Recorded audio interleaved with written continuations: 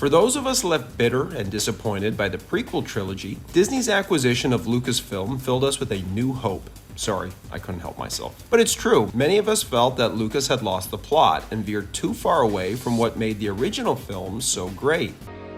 I don't really have to rein myself in anymore. Whatever I can imagine, I can do. With Lucas no longer in charge of the Star Wars franchise, it felt like we were about to get a sequel trilogy closer in look, feel, and spirit to the original trilogy. But I don't think any of us could have predicted how badly Disney would mess things up. So let's dive in and take a look back at what went wrong with the sequel trilogy. As soon as Disney bought Lucasfilm in 2012, work began on the screenplay to Episode 7 almost immediately. In charge of this task was Toy Story 3 writer Michael Arndt, but after struggling to crack the script, he was eventually fired as J.J. Abrams and Lawrence Kasdan took over writing duties. The first thing they did was go to Disney and ask to push the release date from Christmas to spring in order to buy them more time to complete the script. Unfortunately, Disney refused in what I believe is the first and biggest mistake made in the Star Wars Disney era.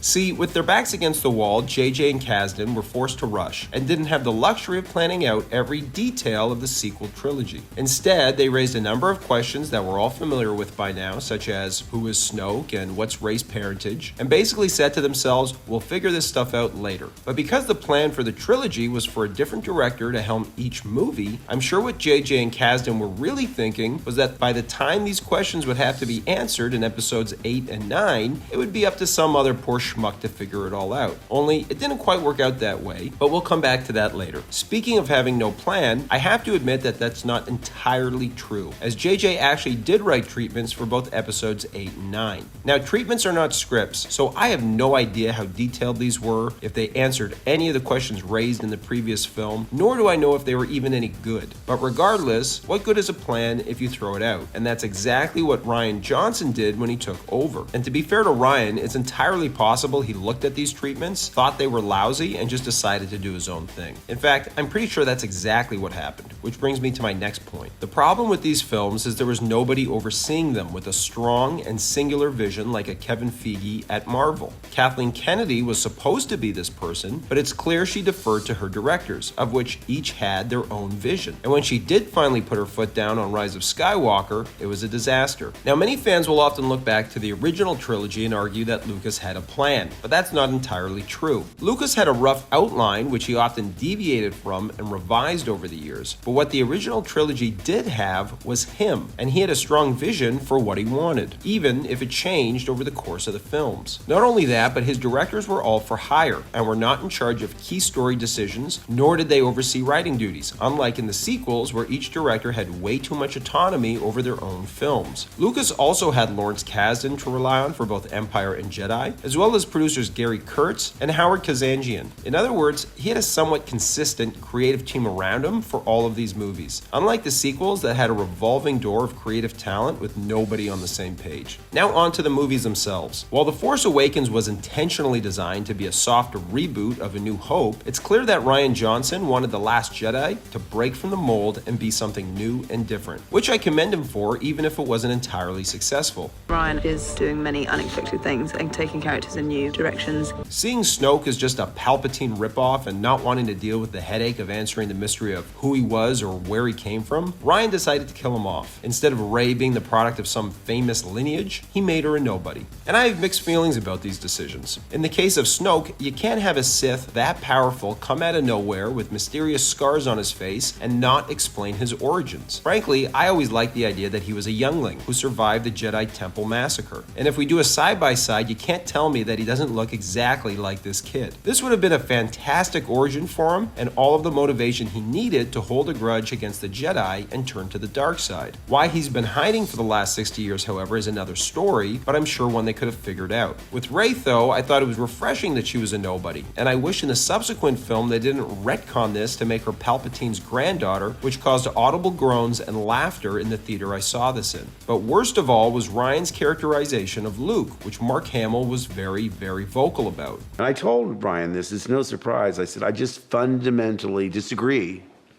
with your concept of this character and how you use him. Luke was always portrayed as a very optimistic person who always put his friends first. Remember, he even abandons his training with Yoda in Empire to go and save his friends. And while I completely understand that people and characters can grow and change over the years, the idea that Luke would A, even think for a second about killing his nephew in his sleep when he went to great lengths to avoid killing his father in order to turn him back to the light side, or B, seclude himself on an island when his friends and family needed him most, are both things that are wildly inconsistent with his characterization in the original trilogy. And speaking of the original trilogy, the greatest sin these films committed was not reuniting Luke, Han, and Leia even for one scene. Okay, cut it. And.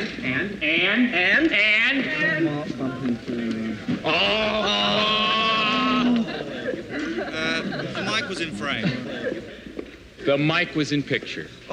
The mic was in picture. The mic was in picture. How can you have a Star Wars sequel trilogy and deprive us of seeing our beloved trio back together? Are you bummed that Luke didn't get sort of a reunion with Han Solo? Absolutely.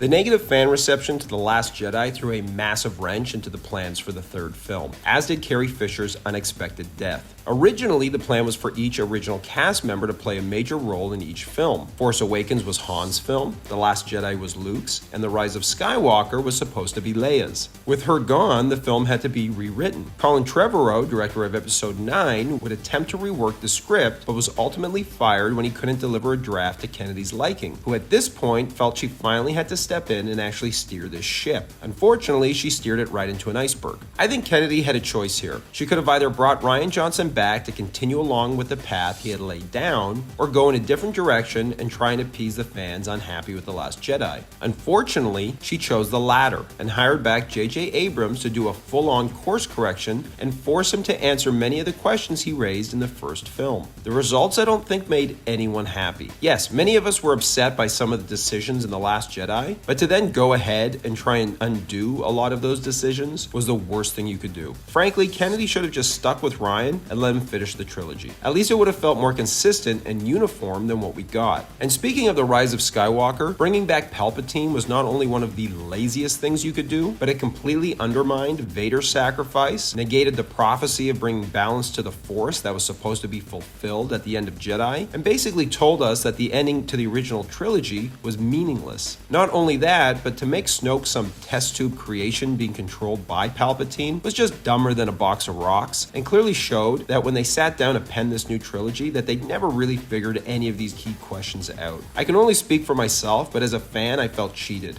and like a fool for actually getting invested in these films. Frankly, it made me really angry, because if the people who created these films don't care about them, why should I? I opened this video criticizing the prequels, but for all of their issues and various shortcomings, at least they had a strong, discernible story arc and tone that was consistent from film to film. Each film in the sequel trilogy, however, seemed to be fighting with each other, determined to ignore or retcon things set up in the previous film. And what we were left with was a mess of contradictions, unsatisfying payoffs, forgotten plot points, underused characters, and ultimately a failed trilogy. I think if original trilogy and prequel trilogy fans can agree on one thing, it's that the sequels sucked. Let the hate flow through you. Thanks for watching, everybody. For more great content, please subscribe.